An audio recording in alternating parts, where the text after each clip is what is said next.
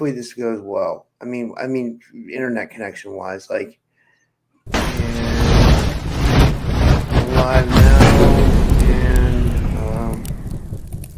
and it should be playing the in.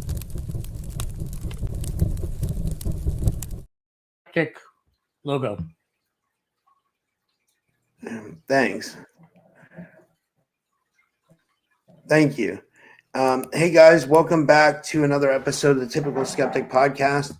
I have a fascinating guest today. On today's episode, I talk with Colby Wilk. This is the second time he's been on my show. He's a transformational healer, intuitive guide, and energy coach with decades of experience helping people reclaim their personal power. Colby specializes in rewiring deep subconscious patterns, entity removal, and energetic realignment for those walking the path of awakening. He brings unique tools for self-healing that blend intuitive insight, embodied practice, and multidimensional awareness. And a little bit more about my guest. He's a spiritual teacher, healer who helps people access their innate gifts, intuition, and inner power. He's trained extensively in energy medicine and shamanic healing and has developed his own methods for shifting limiting beliefs and aligning with higher purpose. Through workshops, private sessions, and online trainings, Colby empowers people to help move past trauma and live with vitality, connection, and consciousness. And his website is colbywilk.com. And I'd like to give him a big warm welcome back to the show. Colby, thanks so much for coming back on. How are you? I'm good. Thanks for asking. Yeah. So I have a large dog on my lap. So hopefully there won't be any problems. We'll see. That's okay. What kind of dog do you have? Black and white. So Hard it's to say. like a mix. Yeah, that's cool. That's really cool. So let's kick it off with the main idea. We were going to talk about you're divine today. Start acting like it, right? Like for people that they are divine and how people can start acting like it. Did you want to go there first? Whatever you want. Whatever you want to talk about, I'm glad to talk about.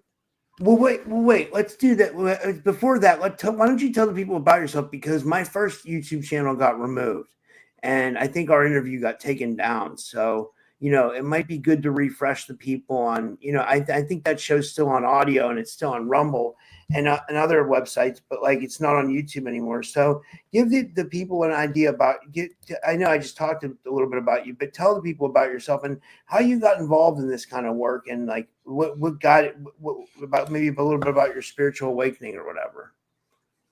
Sure. So I work as an intuitive wayfinder. So I help people find their way to who they want to be and to the life that's calling them. People come to me with all sorts of problems, procrastination, self-blame, self-worth, anxiety, depression, phobias, even physical problems. Many have read self-help books, been to therapy, shaman, gurus, and yet, even though they've tried to improve themselves, fix themselves, and bend them into some version of better, true well-being still remains elusive. Why is that? Well, you can't get to true well-being by trying to improve yourself.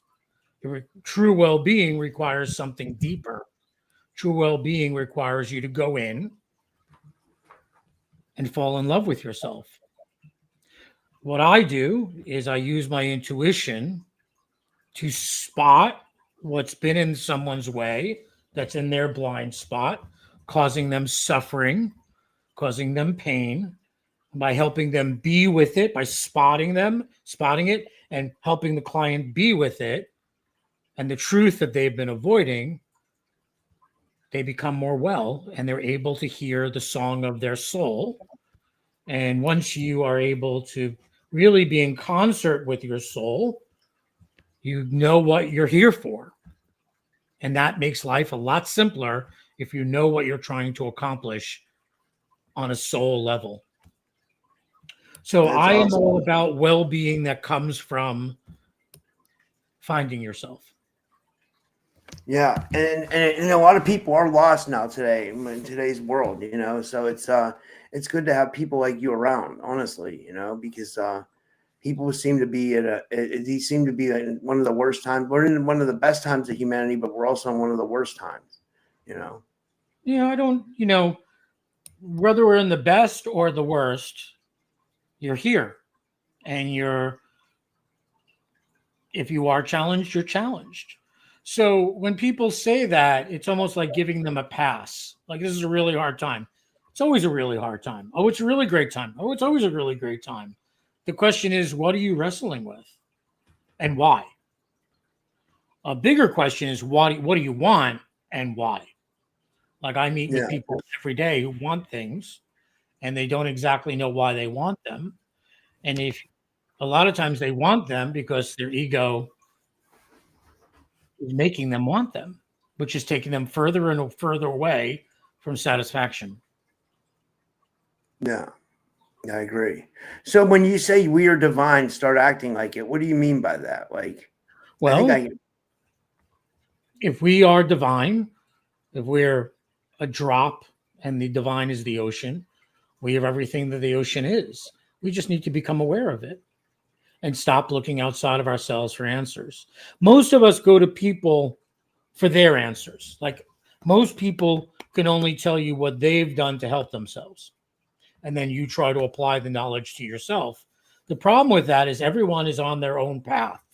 Everyone has their own karma, their own samskara.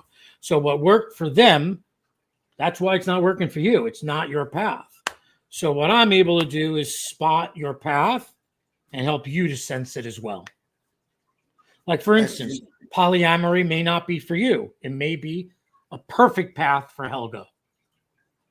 This doctor may not be for you, but it might be a great doctor for Barry. Your soul is calling for things. Are you willing to listen? And most of us are not, because we're scared to hear the truth. Even though the truth will set us free, it requires some level of dying to your ego. A lot of people talk about spirituality as a way of getting things. Oh, if you feel really good, you'll attract positive circumstances. And there's some truth to that. But also, spirituality is the shedding of identities. You know how spiritual somebody is, in my opinion, by asking them how many selves they've shed. Oh, so you don't recognize yourself when you were 16? Great. You don't recognize yourself when you were 22? Great. The more somebody has shed a false self, they're doing their work. Until you get to the point where there is no self. There's just you. There's just the all, the everything. So that's what I do. I love that. That's amazing. Yeah. How did you come to realize your own divinity? Would you say, like, was there a specific awakening or moment that triggered the understanding for you? Well, as you know, because you're on a spiritual path, if anyone told you what you were getting into before you began this path, you would probably say no, because the spiritual path is not an easy path, because it involves the shedding of self, which is not an easy process. Our lives are not meant to be happy. I'm sorry, I disagree with that whole approach. Our lives are meant for us to become ourselves, whoever that may be. And the process of becoming oneself is not always an easy process, deeply satisfying, but confronting yourself. There's stuff about ourselves we don't want to know, and it's really hard to know. So what happened for me? Well, it's been a continual process, right? I was born empathic, born highly psychic. But I would say my awakening began maybe 20 years ago when I had a Kundalini awakening that I pushed, which you're not supposed to do. And the energy came pouring out everywhere. And I thought I was going to go insane. My body systems, a lot of them just fell away. And I was left really crazy and really ill. And it's been the process of recovering from that and recognizing what I am and what I'm not. Because my real fear, to be honest with you, was, oh my God, people are going to see I can't take care of myself. I'm going to have to wind up in a hospital somewhere, because I literally lost it. And thank goodness I had friends to take care of me. And I didn't leave the house for like 3 years because everything came pouring in. It was just too much. Yeah. And that process helped me to slow down and give up a whole lot of self-importance. I love And the that. thought that I was, a gift, like something, I thought I was special or something. And the gift lends itself to thinking you're special for sure. People, clients will constantly tell me how great I am, which is wonderful to hear. But when you start believing it, so to answer your question, I think my real path began when I stopped thinking I was so important, and I stopped thinking I was nothing. Both are true. One of my teachers would say, "You're not better than anyone, and no one's better than you." Wow, that middle path. I like that. I like that a lot. You know, Yeah. have you done a lot with entity attachments? Like, have you seen a lot of people with them? That's a really interesting question. Here's Because what I I know. have one. That's why I said. That's No, why I I see asked. it. You don't have one, to be honest with you. That's not what I see. There are people that I refer to who do that, and that's all they do. And there's a place for that kind of work. However, if you get engaged with that kind of work, what I've seen is people keep on getting entities over and over and over again. What attracts entities is taking. That's what attracts entities, is when you're in interaction and you're trying to take. And in most human interactions, most of us, without awareness, are trying to take, trying to get compliments, trying to get acknowledgement, trying to get you to do something for me, trying to get a discount. We're always trying to take. Taking damages our protective coating. The more you take, the more likely you are to get an attachment. You want to, the key when I hear somebody ask about that is you want to stop taking and start sharing, not giving. Giving to me implies I give to get, which is a form of taking. You want to start sharing. And what sharing implies is I have the consciousness of the divine within me and I am just sharing it. I am one with the whole. That's how you avoid entity attachments, because there's no shortage of people that you can go to who will promise to remove your thing and then it'll come back, or you'll get two more. There are entities everywhere, like snakes everywhere. Now, there's some places that are cleaner than others, but the truth is, an entity is there to make you aware of how you're out of alignment.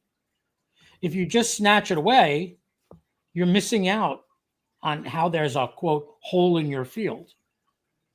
And the key here is to fill that hole.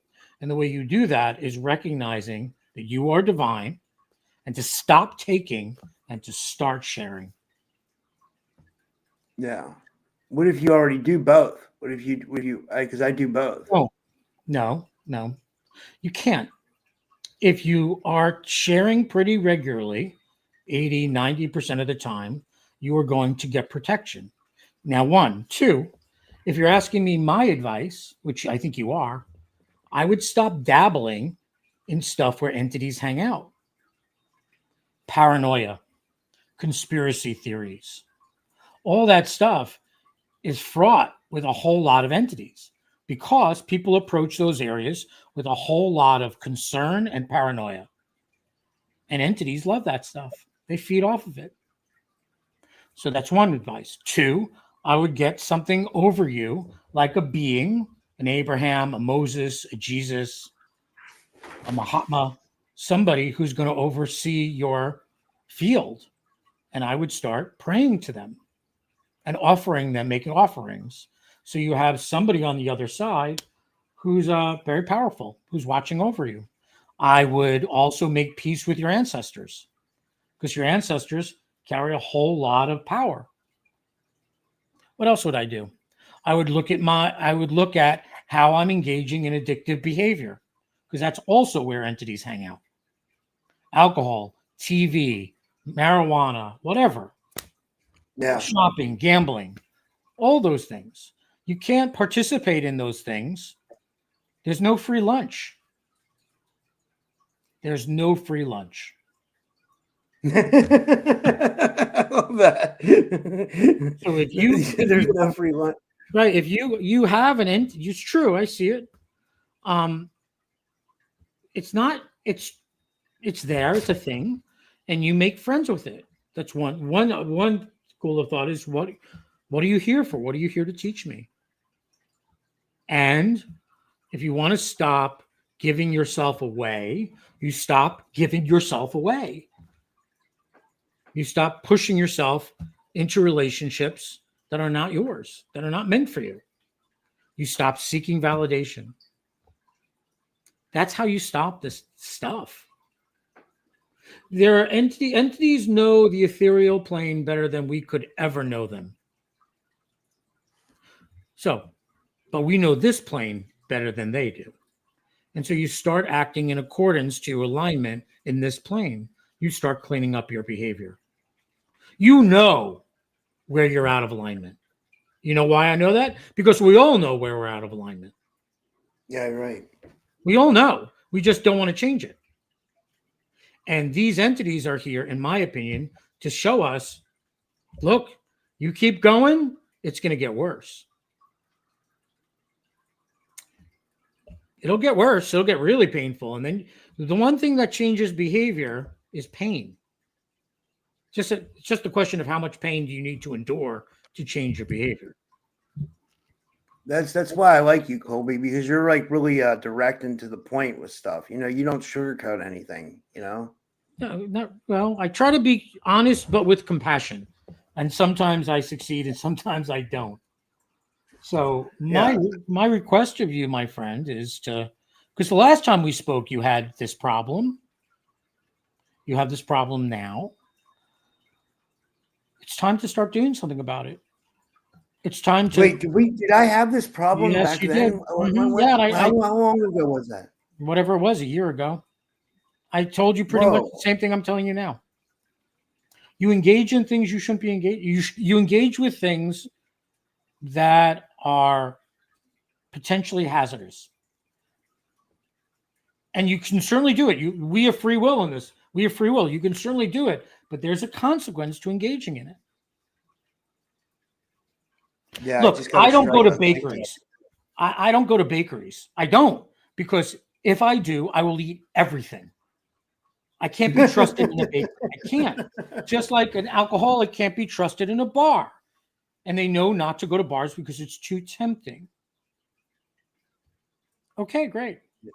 So I know what has dark energy. Like for me, I don't go to antique stores. I wouldn't even step in one. Whenever I go to a practitioner's office, I go in, I feel, if it feels dirty, I'm like, here's your money, I'm out. I'm not going to go in someplace and get polluted. Now, hopefully, we raise our consciousness to the point where those things no longer bother us. However, if you're sensing something and you choose to ignore it, you get the consequence. So again, my recommendation is stop doing what you know you shouldn't be doing. Get support to not do it. Ask this being if you want, if that feels right to you, what it's here to teach you. And let's see how open you are to change. You know, my friend, most people want change. They want more money. They want a bigger house. They want better health. They want a better sex life, whatever the case may be. I see people every day who want change. But very few people are willing to change. I've been doing this a long time. Most people are looking for a magic pill. They're looking for somebody else to depossess them or to make them more abundant. It's not how it works. It's not how it works. I've been doing this a long time. Now, my website is full of testimonials. I've come to see Colby once, and that's true. It can happen. However, usually it's something they've been working on it a long time before they come and see the practitioner and presto change. Oh, there's a magical. It just seems like that. All right. My request of you is to stop doing what you know you shouldn't be doing and start doing what you know you should be. Should is a questionable word, but what's an alignment? Yeah, that's a good point. What would you say some practical steps, getting back to the divinity thing, what are some practical steps people can take to start embodying their divinity, would you say? You are from, I'm going to talk to you because you're in front of me. You are familiar with the divinity that's outside of you. We all have an auric egg, a jelly bean that's around us. Most energy professionals, intuitives, psychics, shaman, deal with this energy, the God outside of them. What I'm much more interested in is the God that's within, or the divine that resides, or the I am, another word for that. So I would suggest the first thing to do is to bring your intention inside. And I like to bring my attention 3 fingers below my belly button and in the middle of me. Your still point, your hara, your dantian. So you bring your attention there, and then you invite your soul to make its appearance, to make you aware that your soul rests within you. So 3 fingers below your belly button in the middle of you. I invite my soul to make me aware of it. And you'll feel an energy. Now, the energy of the soul is quiet, calming, restful, peaceful. It's not firecrackers and trippy colors. It's calm. That's the first experience. The first thing I instruct all people to do is to start forming a relationship with themselves so they stop looking outside of themselves and stop grasping. Because when we're grasping, we're in lack. When we're in lack, we grasp and we take and we kill our protection. And we think we're alone. We don't believe in God. We don't have faith. We don't have trust when we're grasping. If you want a relationship with the divine, take some time every day and make it your job to be aware of the divine that resides within. All we need to do is set an intention and do a practice. And it happens. It just kind of snowballs.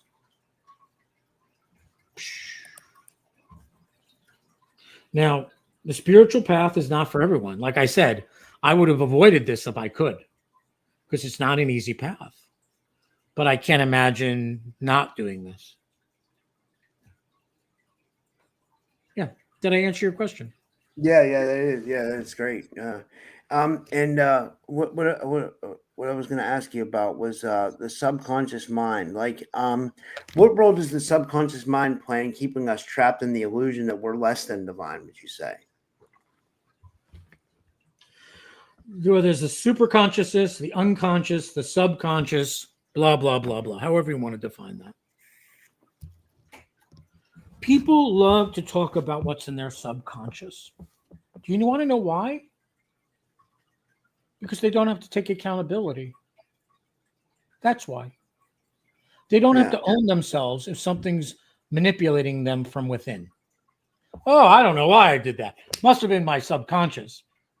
I don't know why I cheated on you. It was my subconscious. I don't know why I did crystal meth. It was my subconscious. Now, as we know, our subconscious is like the iceberg, is the larger part of the iceberg under the water. All true. But what I like to direct people to is what they're conscious of, and to manage what they're conscious of.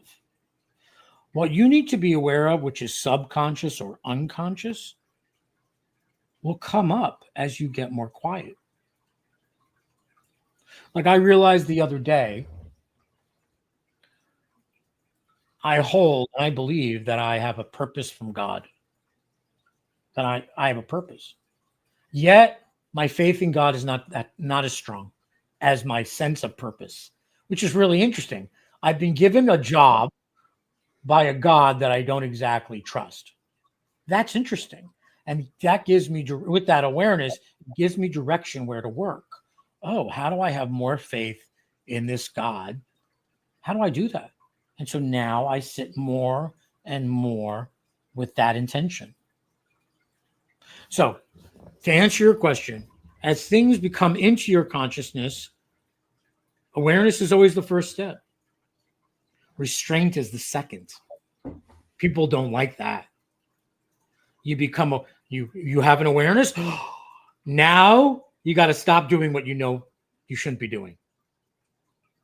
Restraint is the second step. Third is taking action in the direction that you want to move in consistently. And there are most steps from that. But this generation, this world does not like the idea of restraint. But it's one of the key steps. In the old days, we used to, if you were someone like me, I would live in a spiritual community. I would have been recognized as a child for my gift, and I would have been taken from my parents probably and trained. And I would have gotten the rubrics that would allow my gift to not topple me. So if you're very psychic, very empathic, very sensitive, it's very difficult to live in a world that you're not trained to live in. So we need to do that training for ourselves. Most people who don't have my gift, your gift, live quite easily in this realm. But people with our gifts, it's challenging. Many years ago, we would have been taken and trained. So we got to do it ourselves. Yeah. And then you offer something called soul memory work. How does that accessing the soul memories help someone step into their divine power? Soul memory is what does your soul remember about its incarnations? So as you become more deeply involved with your soul, who you really are, you gain memory from past lives, future lives, parallel existences, and then you're able to pull on those for knowledge and experience. So a lot of the stuff I do is based, from what I understand, ancient Egypt. I've never even been to Egypt, but a lot of the stuff I'm using is from Egypt. And I'm a Jew, right? So you'd think I go to Israel. No, it's a lot of ancient Egypt stuff. So as you become more grounded in yourself. Now, again, we're not doing this. There are two ways of going. There are people who pursue spirituality to gain influence. They want influence and they want power. That is most of the self-development New Age community. They want influence and they want power. They want money. They want wealth. They want to fly in a private plane. That's that path. Okay? Then that's influence, power. Then there are those who go for peace. And all they want is more peace for themselves and for the world. Peace generates into well-being.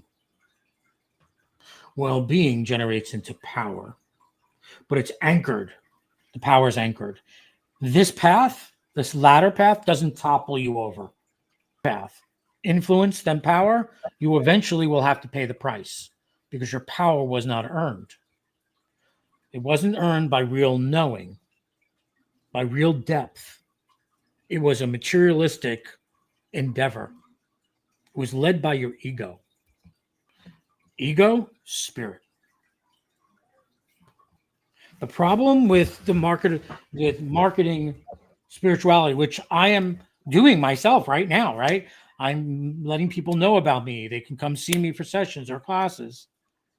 Is that you have to be very aware, or rather, you get to be very aware if you're going for peace or you're going for power. Because you go for power, you're going to have problems. We've seen that over and over. Healers, gurus, shaman, getting locked up, being called abusers, whatever the case may be, losing their health. We've seen it over and over. There's a reason. There's a reason. That's interesting. You mentioned your religion. Like, did you ever have a conflict between the religion you grew up with and then you're like embracing like some of your spiritual beliefs, or do you feel like you can blend the two? Well, I'm from Long Island. I was raised as a Jew. I don't necessarily follow the religion per se. I'm Jewish by neurosis, I like to say, right? I'm gay, never really a problem for my parents or my community. The challenge with me being a Jew is that I never really had a spiritual experience in a Jewish temple. I wish I had. It would make my life a lot simpler if I really found my spiritual home in a Jewish temple, but I haven't. Now I'm in the process of studying Kabbalah, some of the mystical books of Judaism, and that I find very rewarding. But no, I don't feel like I've got a split from my religion and my spirituality. It just wasn't my spiritual home, like Judaism. Culturally, traditionally, yeah. I've always been one to think that there's a little bit in every religion, you know. I feel like maybe there's treasure troves in every religion, you know. You know what I tell clients is that if you are from a family who's practiced whatever religion for centuries, find your way into that religion. Find something that you can anchor into, because there's power in a path that's been walked over and over and over and over. And if you've got the genetics, like as I study more Judaism, I get more gifted. I get more protection because my biology, I am wired as a Jew. I am. My system, my body knows that system because I come from a long line of Jews. If you're Christian and your family's been Christian for a long, long time, and even though you don't like love the Christian, find an aspect of it. Find something tangential to it. It will really go a long way. Really a long way. Like something like Christian mysticism. Like if you something like that. Something. Some way, because your body, we have the perfect bodies to liberate. You have the perfect body to liberate. I have the perfect body to liberate. My body contains all my lessons, all my karma, all of it. Where else would it be? Where would God put it, right? God would put it in your body.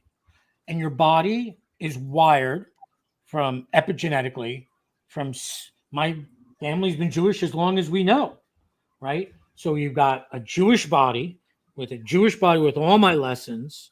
Oh, it makes sense for me to practice some form of Judaism. Makes sense. Who is the Jewish God?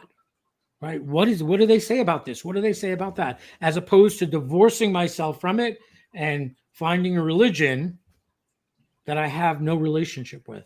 I'm not saying, that may be what appeals to you, but find a way into your own religion. It will really serve you. And you'll gain some of the protection you need in your case. Yeah. And then my last question for you is, can you talk about how you work with clients to clear trauma and limiting beliefs? And then how does this, I'll start with that. Yeah. So, let's define trauma. Trauma is any experience you were not able to feel what you needed to feel at the time. That's trauma. So, for instance, your mom left you in the car and went shopping and you got scared and and when she got back in, she told you to hush, stop crying, and you did. Congratulations, you've got trauma. Trauma is just a fancy word for saying you are out of touch or out of pace with your emotional reality. That's all that is. Everyone has trauma. Everyone. How can you not? There are healers and therapists and the like who tell you if you heal this trauma, you now can get into a relationship, make money, increase your health and the like. And that may or may not be true. And it keeps them in a lot of business because God knows we all have a lot of trauma from this life or another. We all have a lot of trauma. There's a time where you do the trauma work and there's a time when you try to repaginate the field. What I mean by that is there's a time to dig in and recognize your abuse and sit with it. And there's a time where you indulge, and this is true for most people I've seen.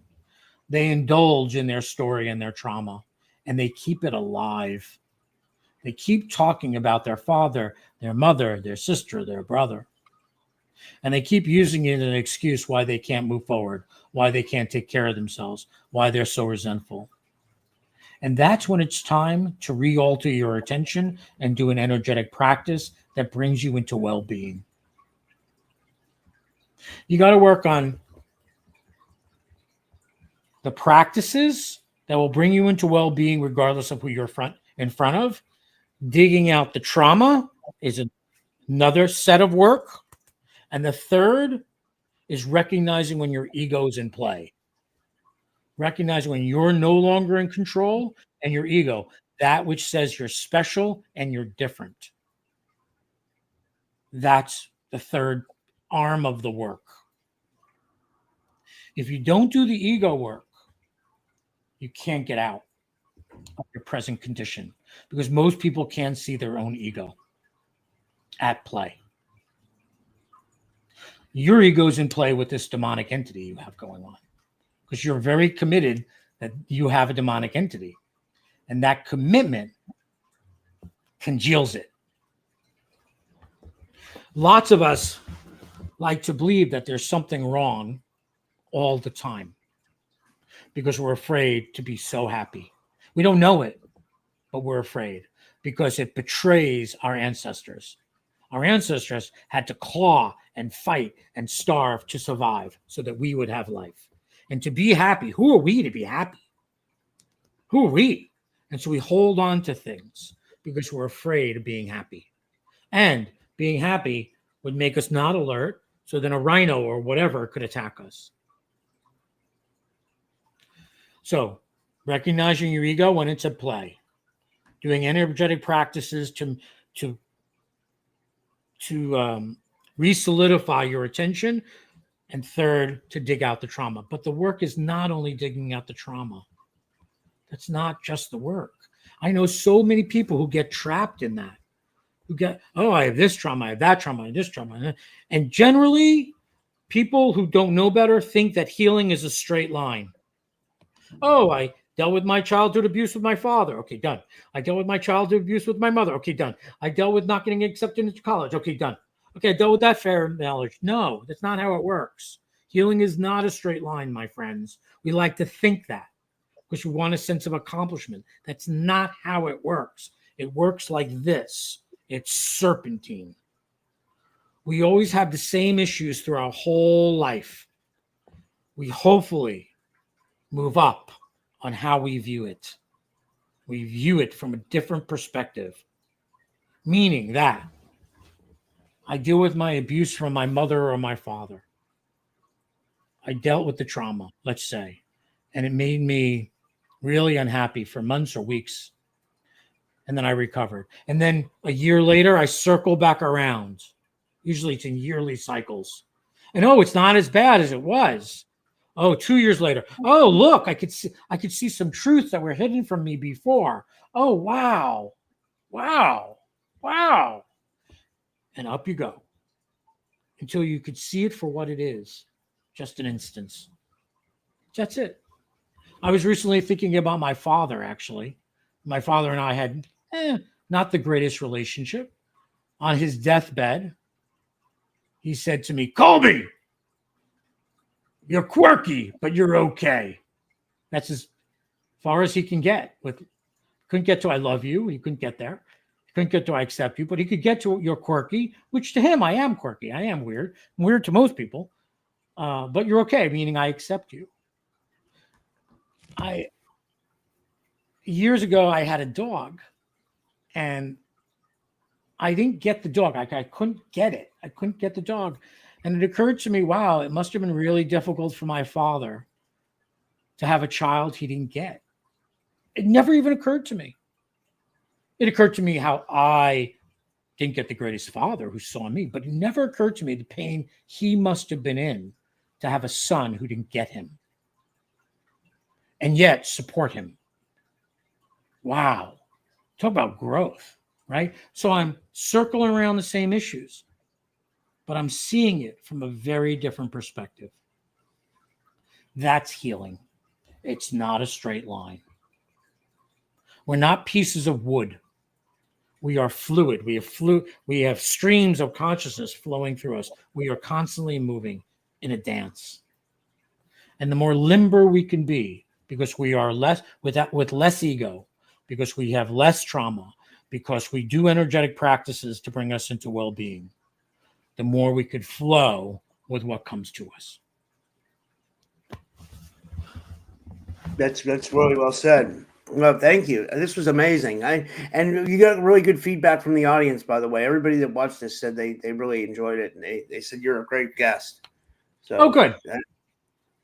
Yeah. So hopefully a lot of people will book with you and stuff, and that's what I was getting to. Do you want to tell people how they can find you and book with you and all that, and anything else you want to promote? I gave you a free gift for your audience. The gift is the first secret to finding your way. And they just sign up and they get a recording to help them. If you're feeling stuck or lost or not engaged with your divinity, this first secret will really help you. And it's a simple task. My attention, I'm a special ed kid growing up. I try to make my stuff quick and easy because I never really had the attention until, I became an adult to meditate. So I try to do things. My website is colbywilk.com, and I work as an intuitive wayfinder, helping people to find their way to who they really are and to the life that's been calling them. We all have a life that's calling us, all of us, even if we feel like we just got to listen closely. And I help people do that. That's amazing. Well, thank you so much, Colby. I'd love to have you back again. And thank you, everybody, for tuning in today. And I'll be back one more time tonight. I have Fiona Harris coming on at 7 p.m. Eastern. I'm not sure exactly what we're going to do yet. I'm going to message her, but she's from Clear Path Healing. We might do an energy clearing or something. So, that's the next show. And thank you, everybody. And thank you, Colby, so much, really. And and thank you, everyone. And good night.